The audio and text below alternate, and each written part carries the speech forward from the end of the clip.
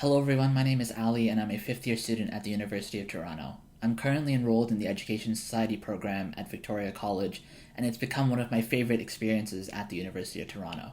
I decided to pursue the minor in order to develop a greater understanding of education and the role that it played within our society.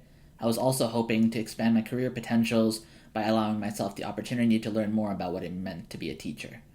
I really enjoy the minor. I enjoy the minor because it's an extremely tight-knit community and it's allowed for greater and more integrated learning experiences.